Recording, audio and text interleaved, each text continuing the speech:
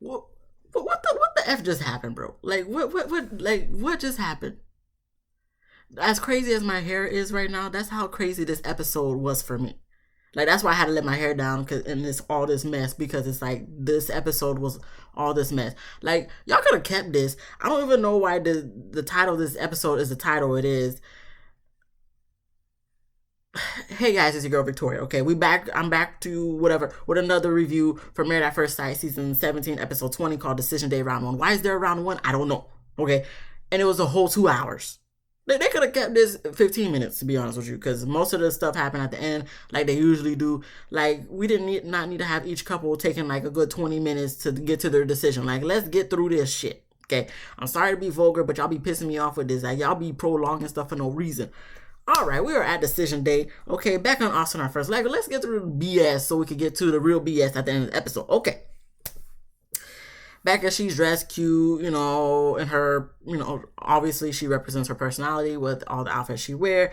Austin is dressed like Austin because ain't nothing to take from what he got on. Okay. One day talking, Becca gets emotional per usual, saying, he acts different on camera versus off camera. He's more affectionate on camera than he is off camera and doesn't know if it's genuine, but thinks he's more aware on camera versus off camera. You think he's more aware on camera versus off camera, so he tries to, be more affectionate with you on camera versus off camera, when off camera is usually how the person really is versus when they're on camera, because on camera they always want to fake and try to make it seem like they're the best person in the world, when off camera they really show their true emotions and stuff. So we gonna go believe more of on camera versus off camera, Becca, but you be crying every day trying to let us know that, he be acting different, he don't be showing you no affection, don't be wanting. Becca, please. That's why you got pissed off and went off at the end of the episode, even though I kind of, I ain't gonna, like, I understand, but the way you went about it, that was BS to me. But okay, Becca, please, I already seen you crying enough. Like, let's move on here, okay? So she wants to stay married. Austin wants to stay married. So they pop some bubbly, have a toast. Okay, cool. We move on then to Emily and Brennan. They're next. Emily's dressed up cute. Brennan's dressed up nicely. Whatever. I'm not gonna knock someone for dressing up nicely, even if I don't care for the person. All right. We then get to them meeting up. And Emily telling us that he tried to silence her and take control. Brennan said he was only trying to protect her, but he does apologize. Emily tells him about how he made her feel. Trying to stand up for herself. Stand 10 toes down, and saying he disrespected her and stuff like that. So he said that he's sorry, and once again he just tried to do right by her, but Emily said that he threatened to ruin her life for all the dirt that he has on her. He said that Emily said that she was going to go to war with him. She denies. I don't care. What's y'all decision? Like, look, when it gets to decision day, I don't give a flying fadoodle K what the hell, what you want to do. Okay, you had all this time to be having these conversations during the season. We could have talked about it then. No, now it's decision day. I just want to know your answer. Let's be done. Okay, we're over it. We're over it. So Emily wants a divorce. Brennan wants a divorce. Okay, what? Cool. We get to Becca and Austin. They talking outside, and Austin said, having the camera around 24/7 has been a challenge for him, and since he's choosing Becca, he's hoping for a better moving forward, especially since the camera won't be around. She agrees, and they walk off into the sunset. Whatever. What? Okay, cool. Cameron and Claire are next. I'm very confused why they're here next. We didn't see Lauren and Orion. So Cameron and Claire decided they didn't want to be together. So why did we have a decision day for them? Like, I thought we already established they wasn't gonna be together. Like, why are we here? Okay, why are they here? Not we. They. I mean, why are we here too is really a good question. That's actually a very good question as well. But they don't need to be here. They already said no. But y'all want to take up these whole damn 2 hours, so now you won't have them. Okay, so here we are, Claire and Cameron. Claire gets emotional and apologizes for being all over the place when they were together. Cameron accepts the apology and admits that, he effed up the process himself and apologizes. And, Claire accepts the apology. And then we get to the end where Cameron wants a divorce and see Claire as a sister. Claire wants a divorce. Okay, cool, moving on. And, they end on good terms. They have a conversation, whatever.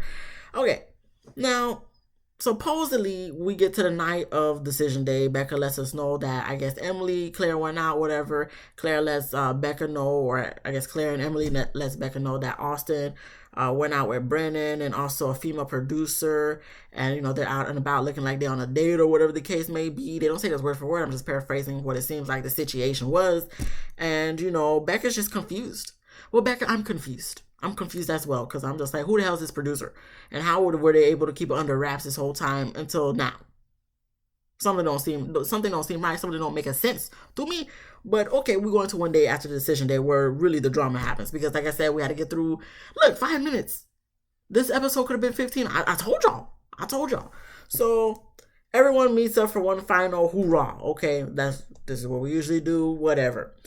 So everybody gets there first. Becca's the last one to come out. When she come out blazing, you can tell from her walk and stuff. When she sits down, like she upset, she gonna confront somebody, and she's like, "Oh, Austin, where were you yesterday?" And like I said, 5 minutes ago, I understand her. I get where she coming with her anger and hostility, whatnot. I just don't think she did it about it the right way. Because why are you in front of everybody? Like, obviously, we're going to see it because it's on TV. But, like, why are you doing this in front of the whole crew, bro? Like, why are we doing this in front of the whole crew? Like, literally everybody's there. Even Michael and Chloe there. Like, why are we doing this? So, she confronts him in front of everyone. And, I was for Austin. But the way he started stumbling on his words, like, no, I didn't hang out with producers. I mean, she was there. Like, I don't know, Becca. I don't know. And I'm just like, so what they saying is true. Like, I really was trying to hope what they saying wasn't true, because they was annoying me in this scene. Like, all the females, even Lauren, it was annoying me in this whole debacle thing. So I was really trying to be like, Austin, they better be lying, because they really annoy me, and it would make me feel good to know that they was lying, because they were annoying me. But the fact that it seems like they were right pisses me off. So it pisses me off because it's like they were annoying, but they were right. So it's kind of like, it's like, ugh. So so that's probably why you wasn't trying to have sex with Rebecca, because you was trying to have sex with a producer. The producer more your type. So it's like you was really waiting until after decision day to like really pursue the producer. And other than that, to me, it's just kind of confusing. Like, bro, if you don't want to be with Becca and you're trying to pursue this producer, why the hell you say yes to Becca on decision day knowing good well and hell you don't want to be with her? Because it don't make no sense to me that she throwing the cat at you, bro. And you didn't want to take her up on the cat. But you want to say yes on decision day. That don't make any sense to me. I'm not finna say yes on decision day to someone I don't even want to have sex with. Does that make any sense? No. So therein lies, I'm confused with you, Austin. What is your goal plan here? What is your plan in process to do like what are we doing here? What are we doing here? Like I said, I get Becca for being upset. And I'm not gonna knock her for saying what she had to say, get off her chest, the whole 8 weeks, whatever, and being confused and whatnot. Like I'll give all that to her. But the fact that she was doing this in front of the whole crew, and it didn't help that your little posse had the little ad-libs. None of the men said nothing. Well, none of the men and Chloe, none of them said nothing. But here goes mainly Claire, here goes sidekick Emily, and you even had Lauren putting her ad-libs, agreeing with her, like backing her up. And it's just like, yo, this is not y'all conversation. Stay the hell out of it. I really want to cuss, but for me, it's just so frustrating to me. Like, I don't care if it's a group of females or a group of men. Like I said, I understand where Becca's coming from, and I'm with her, and I side with her. So I understand how Claire and all the other girls sides with Becca. I get it. I'm with her on that. But in this moment, I'm not going. This is not my conversation to chime in on. And the fact that Becca, made sure to confront Austin in front of everybody, seemed like this was something that was planned, so they could back him into a corner. Granted, it seemed like from his actions and the way he maneuvering things that if he was with producer girl last night, who the producer girl is, I don't know.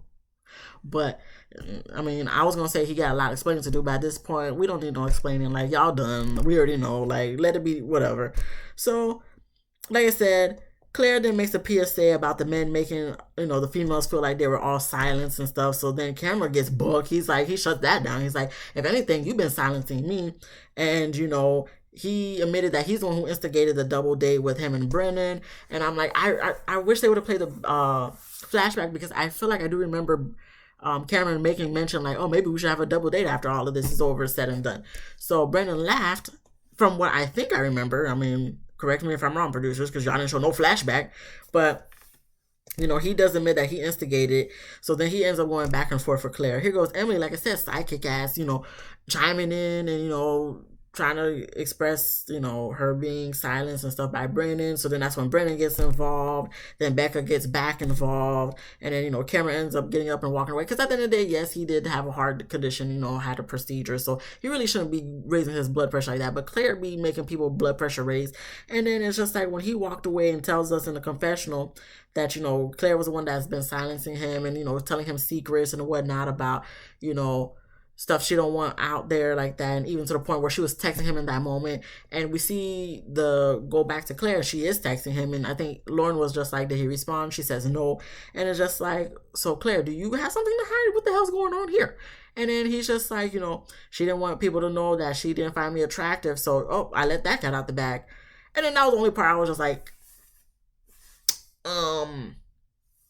but Cameron, like, she didn't have to tell you, she had to tell us that, she didn't find you attractive. Like, I think we all kind of came to that synopsis based off of what done happened, transpired this whole season. That's not really a cat out the bag, Cameron. Like, we all knew, what I'm saying? Like, but maybe for you, it was like the cat, but Cameron, we could clearly see that she wasn't feeling your ass at all. Like, at all, bruh. But, you let one of the cat out of the bag, But other than that, I believe you, Cameron, you know what I'm saying? Because after what done transpired here, and then you telling us what you just told us, I'm just like, it seemed like Claire was the one that started all this drama. Claire, I was already looking at you sideways, especially with your little outfits this whole season, but you want to talk about Cameron's outfits. You thought I forgot? I did not forget Claire. And then now all this going on and you're like in the middle of all of this shit. Claire, we ain't feeling you. Cameron wasn't on the show for like a quarter of this whole season, but you was on every episode, having conversations, and like you had all the intel, huh? You had all the intel. So even Cameron told you, like, the way you went about telling Emily about the double date thing, he didn't feel like, you should have done all that. Like, Claire, you seem like you like the drama because your life isn't going well, so now you got to make other people's life miserable. It seems like you may not have been trying to do that intentionally, but you're trying to help your friends out and stuff. But it's just like, misery loves company. You should know that, right? Ain't you a therapist? So this is what we doing, Claire? This is what this is what we doing. Yeah, I'm sorry. I don't want your services. Even if it was free, like I'm good. I'm good, Claire. Because from what you've shown us in this season, you may think your heart is in the right place, but your actions is showing you just messy. You just messy, Claire. That's all it is. She just messy, and I'm glad Cameron walked away. Maybe she did contribute to his heart condition. Cameron be kind of iffy to me too, but in this situation, Claire, you are the common denominator of everybody mess. Low key, high key. So anyway, Cameron left. Okay, and they talk about what's next for them. Emily cries, goes to Brennan, hold his hand, and say it's not all on him. And Brennan hopes that they can be civil. They hug it out, and Emily said it's not squashed. Emily, please, like, what is not squashed here? Like, y'all not together. Y'all gonna go about y'all merry way. Let bygones be bygones at this point. Yeah, I always said, Brennan looked like somebody that won't be on the ID channel and stuff. But you're not with him no more. You found your voice. We're, happy for you, Emily. But please, like, don't be Claire's little sidekick, because Claire miserable and unhappy herself. So, after that, we have Lauren. She offers an olive branch to Orion for friendship. So he said he's gonna take her up on the offer, and then we get Michael and Chloe. They talk well about each other, and I'm just like, it's giving fake. Like, I understand y'all seem like y'all in a good moment, mood, whatever the case may be, because everybody else is in fucking. So sorry. Look, I'm not trying to be vulgar with my language, but like, this episode was such BS. Such BS. You want to wait till this episode, Decision Day Part 1, I guess, to bring all this drama out. Because I was just like, you gave us a dry ass season. But let's wait till the Decision Day, practically the finale, to have all this drama where everybody going head to head. So, like, This is dumb. Is this high school? Because that's what it feels like to me. That's what it feels like to me with all these folks. And I'm just like, all right.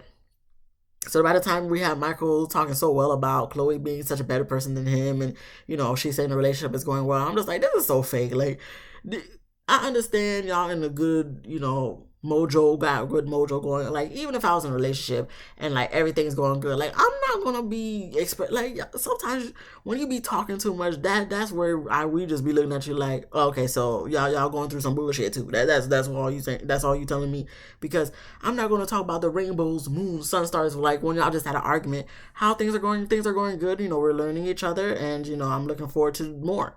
That's it. Keep it one sentence. But when Michael went on a whole monologue, I'm like, sir, we don't believe you, because your facial expression says one thing and your words say another thing. So, sir, I don't care what you got to say. Chloe, I don't care what you got to say. Like, at this point, after that whole little cast fight, Married at First Sight season 7 cast fight, with the exception of Orion, Michael, and Chloe. Lauren, like I said, you in there too because you was making little ad-libs. I don't care what none of y'all got to say, because clearly all 10 of y'all, I mean 11 if you count Homegirl who ran away, are on some BS. Season 17, y'all get on my effing nerves. But we here, look, I'm so sorry. I gotta be honest. This is like probably a rant vent recap review, because it's just like y'all really played in our faces this season. Y'all really played in our faces. And you think you're gonna come with all this drama on this season finale, we're gonna be like, oh snap, look. No, we looking at y'all like, well, the door's over here so y'all can't see it, but like the door, y'all can exit stage right. Well, to my right, y'all left, but my right, like y'all can exit. Y'all can be done. Y'all can be. We're done here. We're done. We're done. Okay, bye. Anything else? Becca said Austin's going to be the perfect guy for someone. She just doesn't think it's her. Austin said he feels blindsided. Obviously, Becca. Look, Becca, like I said, I'm with you. Okay, I'm going to say this again. I'm with you, Becca. But obviously, he not the person for girl, if he was the person for you, y'all would have already been bang, bang, banging. But y'all haven't, and you've been crying every day since. So, obviously, he's not the person for you. Austin, you feeling blindsided.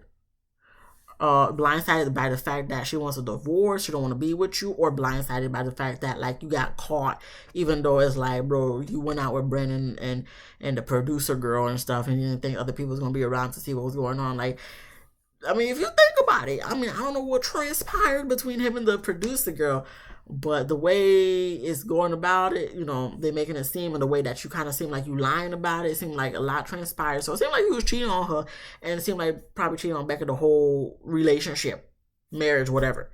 So what is it like? Which one were you blindsided by, Austin? It better be the latter, because the former, you think she was gonna stay with you after that shit? For me, it's just like, you want to, like, I don't get it. You don't want to be with her. You don't want her. You don't even want to have sex. So I don't understand why you said yes on decision day when it's clear that you don't want her. That was the end of the episode. There's going to be another one next week. I don't know why. Am I going to watch it? You know I'm going to watch it. After this whole 20-minute rant here, I'm still gonna be back next week, bro. Like I can't help it. That like I stick to I finish what I start, and I'm probably gonna watch next season too. I am gonna watch it. I'm not even gonna lie to you. I am gonna watch Chicago, and I am gonna review Chicago too. So it's just, but I feel so much better now after these 20 minutes. I feel great because I got a lot out my chest. Okay, because season 17 was just such trash, bro. But it's like, y'all thought y'all ate with this episode. That's the thing for me. Like, y'all thought y'all ate with this episode, but it's really like, we looking at y'all Married at First Sight producers and all, like, y'all trash, bro, for doing this. Y'all really trash. And this whole season, y'all cast, like, I don't got no problem with y'all personally, but it's just like, in this moment, in this scene, I'm just like, the producers set y'all up to this, because this is not making no sense to me. This is why y'all should keep things separated. Like, when I was reading the reviews on Twitter last night, I was just kind of like, Yeah, I can agree. The beginning seasons of Married at First Sight versus these last few seasons of Married at First Sight, you can tell the difference when you have actual, involvement of experts that seem like they know what they're doing, even though these are kind of like the same experts, but it's just like clearly y'all had better intentions in the beginnings of this damn show versus right now. And what else? What else was I gonna say? I don't know. It just seems like y'all not even trying no more, bro. Like y'all getting recruiters for the show, so that means y'all not getting enough applicants, or like the applicants you're getting are too normal, or whatever the case may be. So you got to get people who don't want to be on the show, but they're recruited, so they're gonna get paid for it. So that's why they're on the show, but not necessarily because they want to be on the show to be married at first sight. Like if that's the case, end the show. Okay, end the show. But to have it like this to the point where this season didn't even make sense. There's you got to know when to end things on its highest note versus like letting things die and then unfortunately having to cancel the show. But no, we're going to try to suck as much money penny that we can in this show. By all means, I mean, I'm still going to watch it, I'm still going to review it, but it's like I'd rather be reviewing like season 11. I'm always going to reference season 11 because Monty and Woody, they're my number one. They're my number one for sure. And it's just like, it's very unfortunate that you're not really trying to find those type of connections no more. Married at First Sight producers. See, not that I even ever think I'm going to be on this show, because, I know some reviewers and stuff go on the show and stuff. I don't think I ever would. If I ever get the opportunity, I'm going to be flabbergasted, because, especially after this review, like, y'all not going to call me because, y'all not going to call me because it just, then I would be fake if I were to go on this show. If I can't be my true authentic self, y'all see they already be trying to silence Keisha. That's the one who really be silenced. I know she be wanting to say more, but they trying to silence her.